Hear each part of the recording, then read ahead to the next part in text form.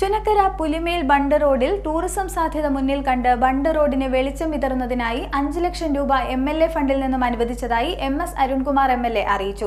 ഉദ്ഘാടന യോഗത്തിൽ അധ്യക്ഷ പ്രസംഗത്തിനിടെയാണ് അദ്ദേഹം തുക അനുവദിച്ച വിവരം പറഞ്ഞത്. ചുനക്കര പുലിമേൽ ബണ്ട് റോഡിൽ ടൂറിസം സാധ്യത മുന്നിൽ കണ്ടുകൊണ്ട് വിവിധ പ്രവർത്തനങ്ങൾ നടത്തുവാൻ ഫണ്ട് അനുവദിച്ചതായി MS അരുൺകുമാർ MLA അറിയിച്ചു. 7 ലക്ഷം രൂപ അനുവദിച്ചു.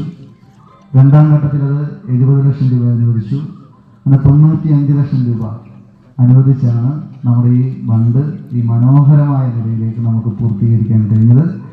ഏറെ സന്തോഷവും നന്ദിയും ഈ അവസരത്തിൽ മിനിസ്റ്ററോട് പ്രത്യേകമായി ഈ അവസരത്തിൽ അറിയിക്കുകയാണ്.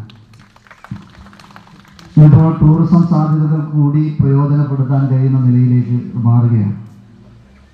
നേരത്തെ ഇതിനകത്തൂടെ അങ്ങനെ നടന്നു പോകാൻ പലരും തയ്യാറാകുന്നില്ലായിരുന്നു.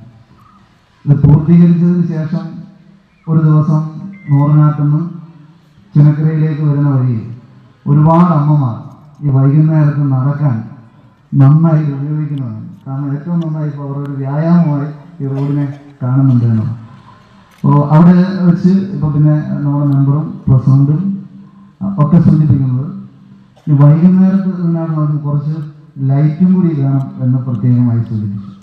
ഈ ഒരു അവസരത്തിൽ 5 ലക്ഷം രൂപ ഫുൾ വൈദ്യുതീകരണത്തിന് വേണ്ടി അതിൻ്റെ ASലേക്ക് പോയിട്ടുണ്ട് എന്നുള്ള വിവരം ആ സമയത്ത് പറഞ്ഞു. ആ സമയത്ത് തന്നെ എഴുതി കൊടുത്തു. 5 ലക്ഷം രൂപ അനുവദിച്ചിട്ടുണ്ടെന്നുള്ള സന്തോഷകരമായ വിവരം കൂടി ഈ അവസരത്തിൽ അറിയിക്കുക. ബണ്ട് റോഡിൽ വെളിച്ചം വിതറുന്നതിനായി 5 ലക്ഷം രൂപ MLA ഫണ്ടിൽ നിന്നും അനുവദിച്ചിരിക്കുന്നുവെന്നും MLA പറഞ്ഞു. റോഡിന്റെ ഉദ്ഘാടന യോഗത്തിൽ അധ്യക്ഷത വഹിച്ച് സംസാരിക്കുകയായിരുന്നു അദ്ദേഹം.